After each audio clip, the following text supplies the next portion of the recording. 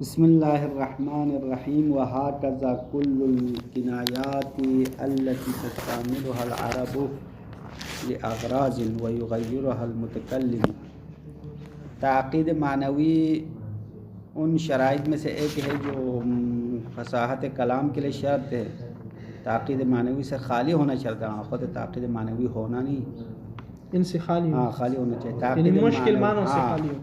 تعقید معنوی کا مطلب پہلے بتا دیا کہ معنی پیچیدہ ہو جائے، کیونکہ ایک شخص کسی کلام کو عام عرف کی جو ترکیب ہے اس سے ہٹ کر استعمال کرے اور اشارہ بعید کرے، یعنی ایک ایسا کنایہ لائے جس کی جو درمیان میں واسطے وہ سب حذف کرے، تو سننے والے کو سمجھ میں نہیں آئے گا اس نے کیا مراد دیا ہے، زیادہ غور و دقت کی ضرورت ہے۔ اس کے لیے ایک مثال دیا تھا نا، شاعر نے شعر پڑھا جس میں آنکھیں جم جانا آنسو نہ آنا خوشی سے کنایہ لیا ہے۔ یہ پیچیدہ ہوا کیونکہ عرف عام میں آنکھیں جم جانا کنایہ لیتے ہیں شدت غم سے آنسو نہ آئے، اس سے کنایہ لیتے ہیں، اما اس شاعر نے اپنی طرف سے ایک الگ کنایہ لیا۔ اس کا ترجمہ لکھا نہیں ہے، پھر ترجمہ تو کیا ہوگا، وہ ذرا لکھے یہاں سے یہ کما فی قول ابی عطا یرث ابی ہریرہ، یہ شعر نہیں پڑھا تھا ہمیں، یہ صخر النداء والا پڑھ لیا تھا، نیچے والے شعر شاید پڑھا نہیں ہے، نیچے والا نہیں پڑھا۔ ہاں، وکما فی قول ابی عطا یرث ابن حبیرہ، اور جس طرح ابو عطا نے ابن حبیرہ پر مرثیہ پڑھتے ہوئے شعر پڑھا، اس میں بھی اس نے کنایہ صحیح کیا ہے، یعنی آنکھوں کا جم جانا غم سے کنایہ لیا اس نے۔ بس یہ ساری مثالیں جو ہے صحیح کنایہ والی مثال ہے۔ الا ان عینا لم تجد یوم واسط، الا آگاہ ہو جاؤ، بے شک ان عینا کوئی آنکھ لم تجد یوم واسط، واسط کے دن سخاوت نہیں کیا۔ یوم واسط یعنی ایک جنگ کا واقعہ ہے، جس طرح یوم بدر، یوم حنین کہتے نہیں کہتے، یوم واسط یہ جس میں ابن حبیرہ مر گیا تھا، وہ قتل ہو گیا تھا، اس کے قتل ہونے والے جنگ کی طرف اشارہ ہے۔ تو شاعر کہہ رہا ہے کہ کیا الا ان عینا، آگاہ ہو جاؤ، بے شک کوئی آنکھ لم تجد یوم واسط علیکا، اے ابن حبیرہ تم پر واسط کے دن سخاوت نے کیا، بجاری دمعہا اپنے آنسو جاری کرتے ہوئے، اپنے آنسو جاری کرتے ہوئے تم پر سخاوت نہیں کیا۔ لجمود، بے شک وہ آنکھ جامد ہے، وہ آنکھ کیا ہوا ہے، جم گیا ہے، جم گیا ہے نا۔ ہاں، بس اس نے بھی کہا شدت غم کی وجہ سے جو آنکھ آپ پر آنسو نہ بہائے وہ آنکھ جامد ہے، یعنی وہ جمع ہوا ہے۔ یہ شروع سے اگر سے بولتا کہ لے کے آگاہ ہو جاؤ کہ الا ان عینا لجمود، دیکھو یہ لجمود ترکیب میں ان کی خبر ہے، خبر آخر میں لایا ہے، اس لیے شعر پیچیدہ ہو گیا تھوڑا سا۔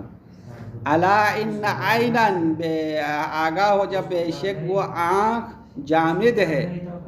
کون سا آنکھ؟ لم تجد یوم واسط علیک بجار دمعہا، جس نے واسط کے دن آپ پر سخاوت نہیں کی اپنے آنسو بہاتے ہوئے۔ تو جد مطلب سخاوت، ہاں، جود سخاوت کہتے ہیں نا۔ تو جس آنکھ نے آپ پر آنسو بہاتے ہوئے سخاوت نہیں کیا وہ آنکھ کیا ہے، جامد ہے۔ ہاں، وہ آنکھ جم گیا ہے، جس طرح برف جمتا ہے نا اسی طرح جم گیا ہے۔ جاری دمعہا، بیجاری دمعہا، با بھی ہے، بیجاری، با تو یا نہیں ہے، با ہے، لکھو نا، با کی جگہ تو ہے، وہ نقطہ نہیں لگا ہے، نقطہ شاید دمعہا، بیجاری دمعہا، اپنے آنسو جاری کرتے ہوئے تم پر جو سخاوت نہیں کیا، بے شک وہ آنکھ جامد ہے۔ بس اس شاعر نے بھی کنایہ اچھا کیا ہے، کیونکہ غم کی وجہ سے جو آنسو نہ بہائے وہ آنکھ جم گیا ہے۔ بس ٹھیک ہو گیا نا، کنایہ صحیح ہو گیا، جی بس معنی میں پیچیدہ نہیں ہوا ہے۔ وہکذا کل کنایات، اسی طرح ہر وہ کنایات جو عرب والے خاص مقصد کے لیے استعمال کرتے ہیں اور متکلم اس مقصد سے ہٹ کر اپنا کوئی خاص مقصد مراد لیتے ہیں، تو یہ سب کیا ہے؟ معنوی تعقید ہے، تعقید معنوی ہے، پیچیدہ ہو جائے گا۔ یعنی جو اغراض عرب والے مراد لیتے ہیں وہی مراد لے تو ٹھیک ہے، سب کو سمجھ میں آئے گا۔ اما ایک متکلم، ایک بولنے والا اپنی کوئی خاص معنی مراد لیتا ہے تو تعقید معنوی پیدا ہوگا۔ اگر جو مراد عرب والے لیتے ہیں وہی لے تو وہی ٹھیک لے ہے، تو یہ پھر تو ہر صحیح۔ زبان ہے نا، یہ تو زبان عربی کی بات کرے، ورنہ فرض کرو آپ کی زبان میں خاص مقاصد کے لیے کوئی جملے استعمال کرتے ہیں نا، تو اسی مقصد کے لیے استعمال کرے تو ٹھیک ہے، سب کو سمجھ میں آئے گا۔ اما کوئی بولنے والا اس جملے سے اپنا کوئی خاص مقصد مراد لے، اس مقصد سے ہٹ کر، تو کیا پیدا ہوگا؟ تعقید معنوی پیدا ہوگا، معنی میں پیچیدگی ہوگی اور سننے والوں کو سمجھ میں نہیں آئے گا اور فصاحت سے خالی ہو جائے گا۔ بات سمجھ میں آ رہا ہے نہیں آ رہا ہے؟ دیکھو اس کا خلاصہ میں نے بتا دیا پورے پیراگراف کا، الخامس تک یہی بتا رہے ہیں۔ وہکذا اسی طرح کل الکنایات التی، ہر وہ کنایات تستعملها العرب لاغراض، عرب والے اپنے کچھ خاص مقاصد کے لیے استعمال کرتے ہیں، ویغیرها المتکلم، متکلم اس کو تبدیل کرتا ہے، تغییر کرتا ہے، ویرید بها اغراضا اخرى، اور متکلم ان تعبیرات سے کیا کرتے ہیں؟ کنایات سے دوسرے مقاصد مراد لیتے ہیں۔ یغیرها متکلم، متکلم اس کو تبدیل کر کے اپنے خاص مقصد کو مراد لیتے ہیں۔ تعتبر خروجا عن سنن العرب فی استعمالاتہم، تعتبر مجہول پڑھو، تو وہ استعمالات عرب کے استعمال کی سنت سے خارج ہونا شمار ہوگا۔ سنت کا اصلی معنی ہے طریقہ، اس طرح پیغمبر کی سنت کیا کہتے ہیں؟ سنت پیغمبر سے کیا مراد ہے؟ پیغمبر کے طریقے، تو عرب کے استعمال کے سنت سے خارج ہونا شمار ہوگا۔ تعتبر خروجا عن سنن العرب فی استعمالاتہم، عرب کے سنتوں اور طریقوں سے نکلنا حساب ہوتا ہے۔ وَيُعَدُّ ذَلِكَ تَعْقِيدًا فِي الْمَعْنَى، اور یہ معنی میں پیچیدگی شمار ہوتا ہے۔ تعتبر یعنی معتبر کیا گیا ہے۔ ہاں،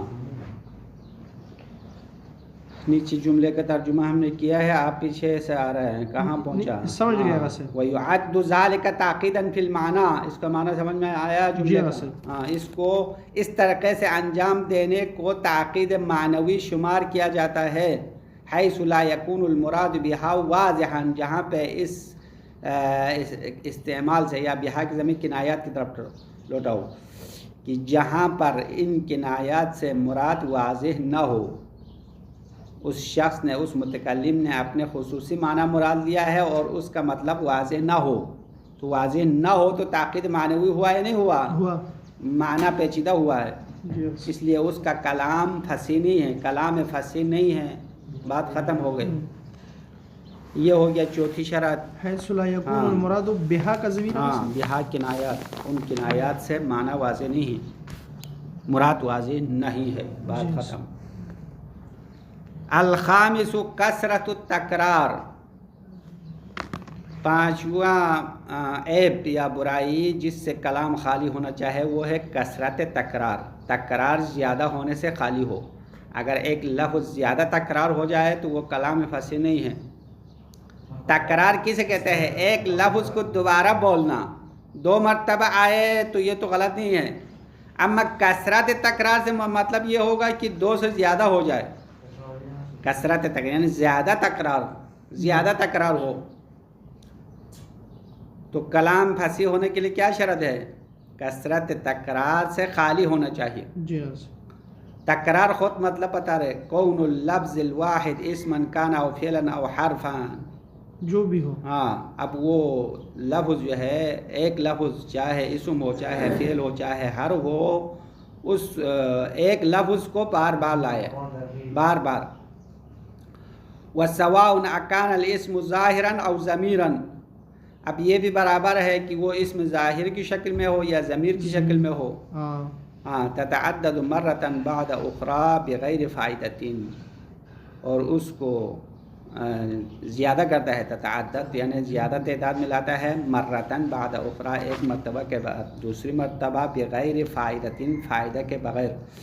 فائدہ اور کوئی نیا مطلب نہیں ہے، بس ایسے ہی ایک لفظ کو بار بار دہرا رہا ہے. تو ایک لفظ کو بار بار دہرانا کثرت تکرار کہلاتے ہیں، اور یہ فصاحت سے خالی ہے. کا قول ہی، جیسے کہ شاعر کا قول ہے، انی و استار سترن سترن لقائل یا نصر نصر نصرا. آپ دیکھو کتنے لایا ہے، ایک جیسے الفاظ لایا نہیں لایا. نصر کا گردان لایا، نصر نصر نصرا 3 مرتبہ لایا، یہ اسم ہے. ہاں و انی و استارن سترن سترن، دیکھو یہ فعل لایا ہے. سترن سترن فعل اسم مکس کر کے لایا ہے. استارن وہی ستر کا معنی ہے نا، تو سترنا وہی اسی مادے سے ہے. سترن وہ بھی اسی مادے سے. بس پہلا مصرع بھی فصاحت سے خالی ہے، دوسرا مصرع بھی فصاحت سے خالی ہو گیا ہے. شاعر فرماتے ہیں، بے شک و انی، بے شک میں، و استارن چند سطریں. سطر پتہ ہے نا، ایک لائن کو سطر کہتے ہیں جس طرح لکھا ہوا ہے. سترنا سطرن، ان کو سطر بنایا گیا. لقائلون، بے شک. انی لقائلون، یہ لقائلون خبر انا ہے. بے شک میں کہنے والا ہوں. یا نصر نصر نصرن، میں یا نصر کہنے والا ہوں. نصر کسی کا نام ہے، شاید کسی بندے کو یا نصر کہہ کر پکارنے والا ہوں. تو یا نصر ایک مرتبہ کہا تو ٹھیک ہے نا، وہ 3 مرتبہ کہہ رہے ہیں، یا نصر نصر نصرن. بس اسی کو دہراتے رہو صبح سے شام تک، یا نصر نصر نصر نصر نصرن. ایک شعر یہ مثال. دوسری شعر اس سے بھی عجیب غریب شعر ہے، جس میں تقریباً آپ گن لو تو 7-8 مرتبہ صیغہ امر ایک جیسا صیغہ استعمال کیا ہے. جی ہاں، اور اس کا معنی مشکل ہے. کل ہم نے کوشش کیا، ایک لفظ کا معنی بھی لغت والوں نے دینے کے لیے تیار نہیں ہوا. کا قول المتنبی، عقل عن العقد اجمل علی سل اعد زد حش بش تفضل ادین سر سل. بس یہی گردان کروا. یہ کسی انسان کا قول نہیں لگ رہا ہے، یہ تو جن کا جن اور چڑیل کا قول ہے. ہاں چڑیل کہتا ہے یا چڑیل کہتے ہیں، پتہ نہیں وہ. ہاں جن کا مؤنث کو چڑیل کہتے ہیں نا، مذکر مؤنث ہوتا ہے اس میں.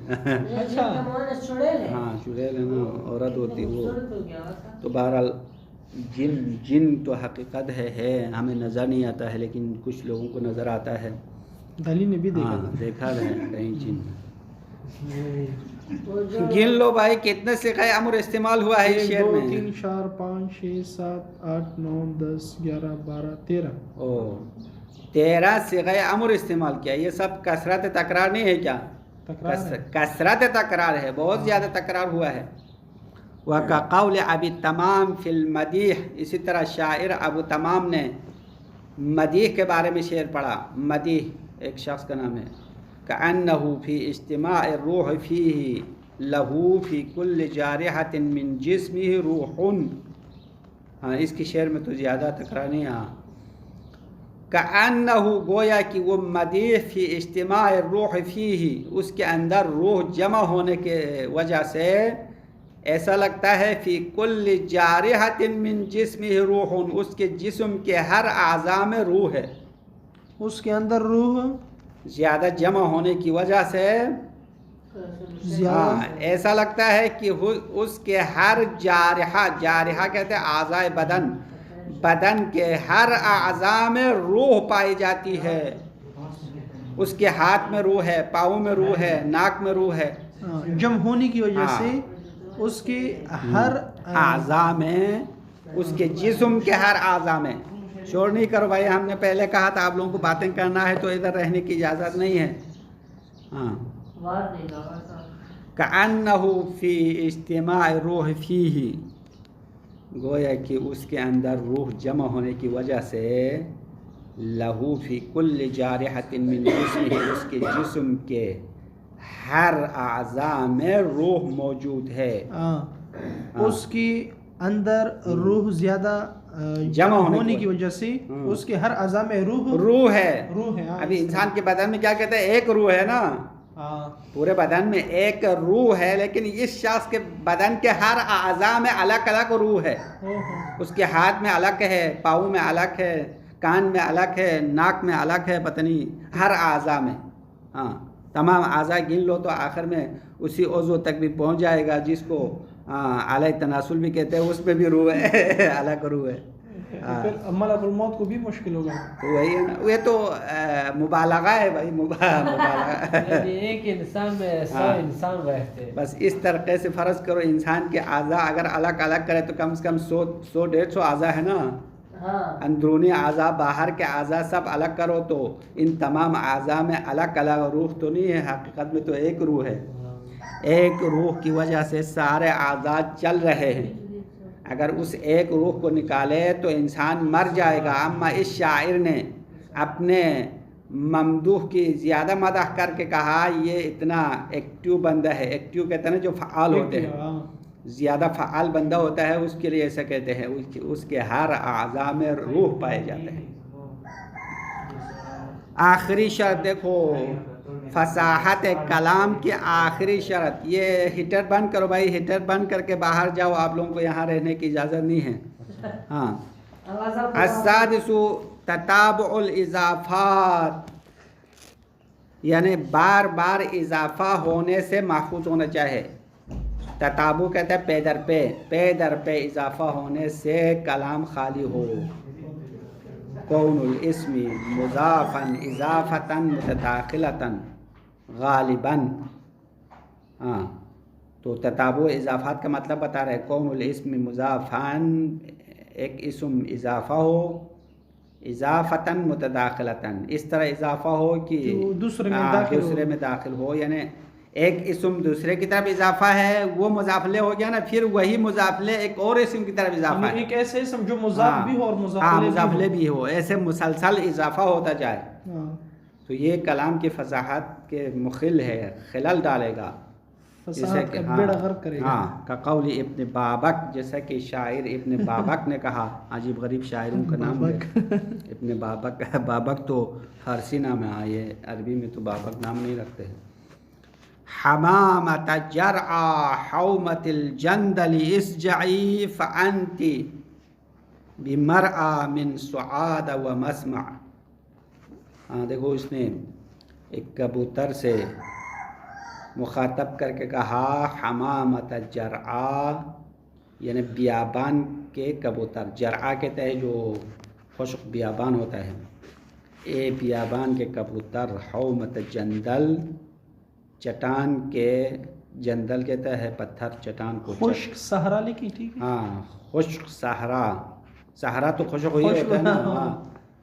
یعنی بے آب و گیاہ کہتے ہیں. بے آب و گیاہ یعنی پانی اور سبزے کے بغیر بیابان ہو، کیونکہ بعض بیابان تو سبزے ہوتے ہیں لیکن بعض بیابان بالکل خشک ہوتا ہے.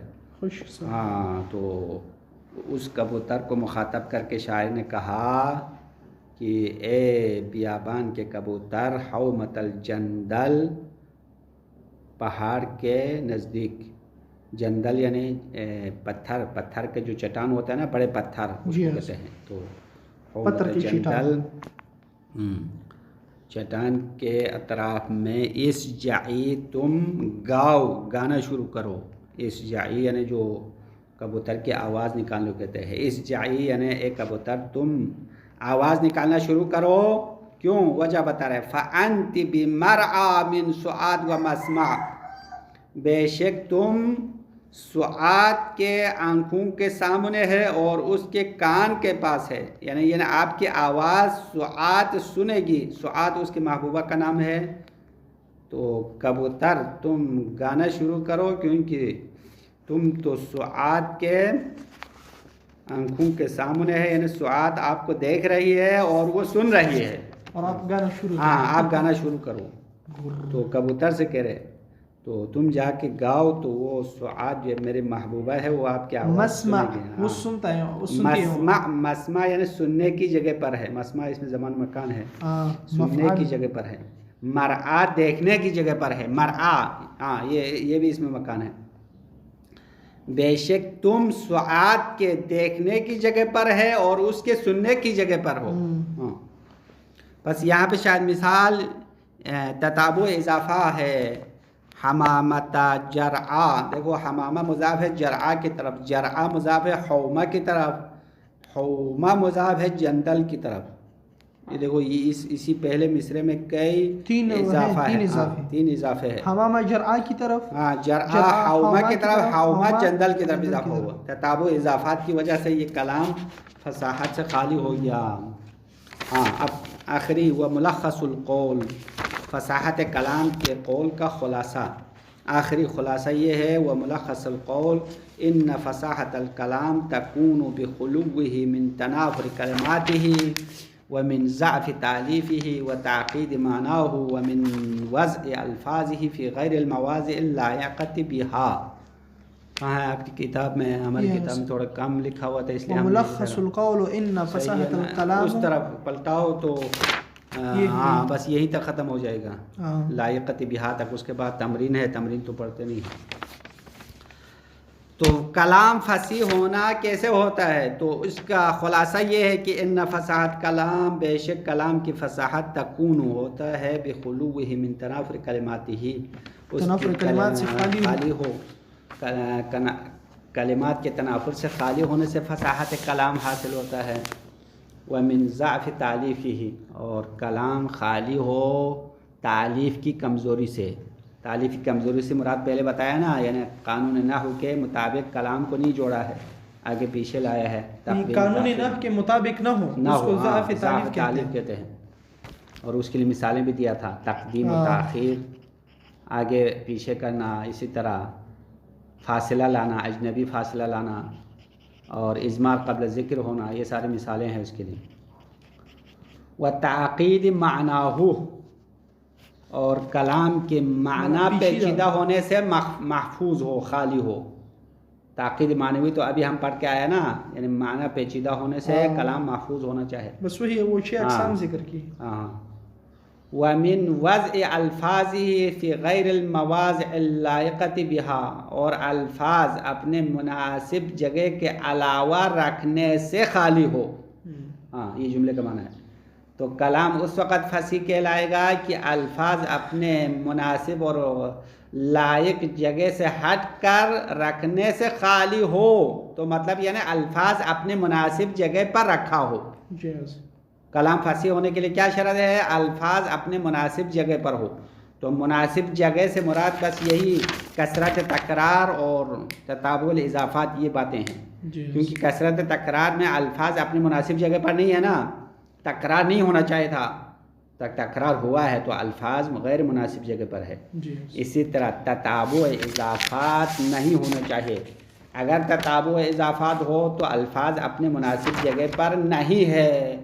بس کلام فصیح ہونے کے لیے یہ تمام شرائط پورے ہو تو کلام فصیح کہلائیں گے، ورنہ کلام فصاحت سے خالی ہو جائے گا. بس فصاحت کی دو صورتیں ختم ہو گئے، فصاحت کلمہ کی شرائط، فصاحت کلام کی شرائط. آخری فصاحت المتکلم، یہ بھی پڑھیں گے نا، یہ چھوٹا پیراگراف ہے، اس کے بعد بلاغت شروع ہوگا، فصاحت ختم ہو جائے گی. فصاحت تین چیزوں کے لیے صفت واقع ہوتی ہے. ایک فصاحت کلمہ، اس کی وضاحت مکمل کیا. دوسرا کیا ہے؟ فصاحت کلام، کلام کے لیے فصاحت صفت بنتی ہے.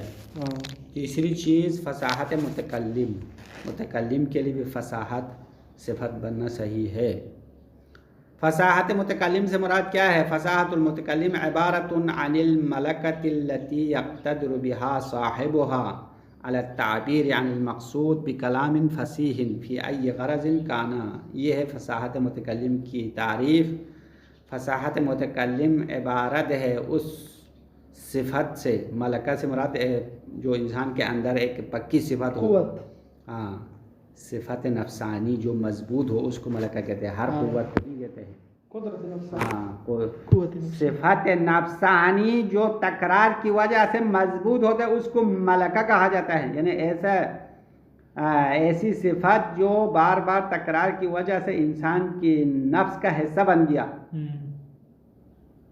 اور یہ جو ملکہ ہے وہ کس چیز کا ملکہ ہے کہ ایسی صفت ہے انسان اور متکلم کے اندر ایسی قدرت اور ملکہ پیدا ہو گیا ہے کہ وہ ہر مقصد کے لیے کلام فصیح سے بات کر سکتے ہیں. اس کو کہتے ہیں متکلم فصیح. خلاصہ سمجھا یا نہیں سمجھا؟ دوبارہ بتا رہا ہوں. متکلم فصیح کون ہے؟ وہ شخص ہے جو اپنے کسی بھی مقصود کو بتانے کے لیے کلام فصیح کو استعمال کر سکتے ہیں.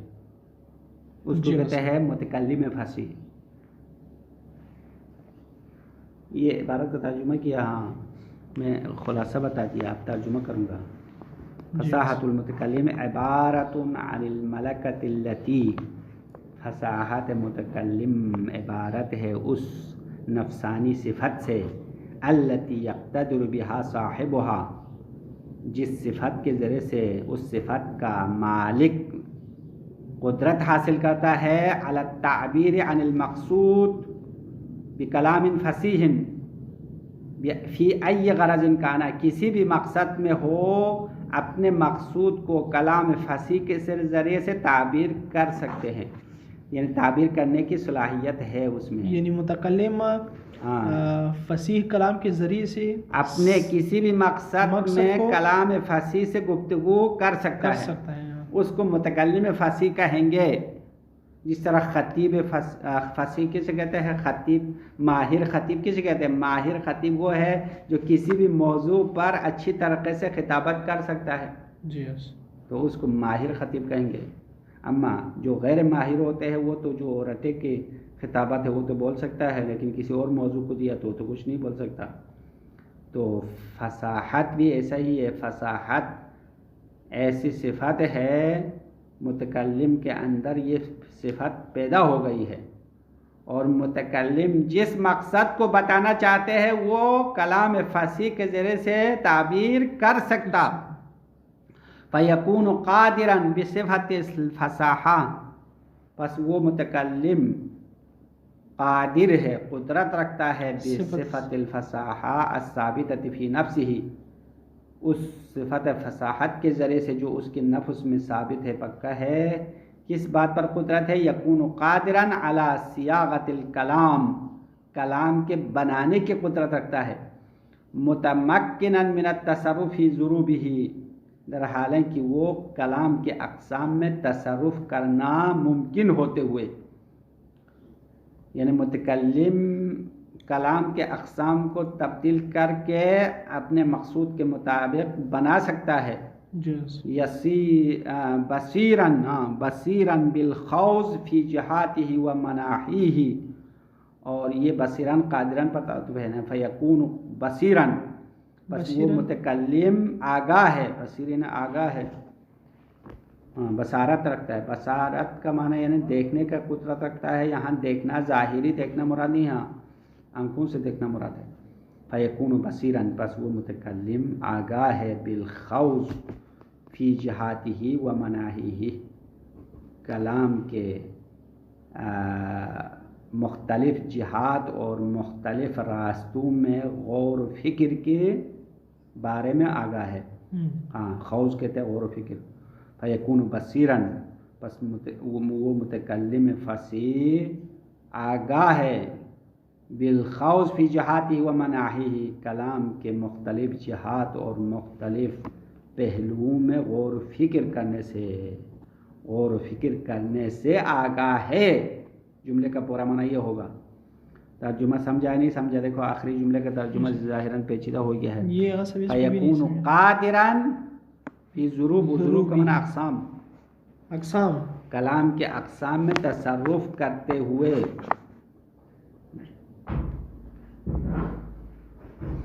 کافی ہے یہ پڑھنا ہے بس. یہ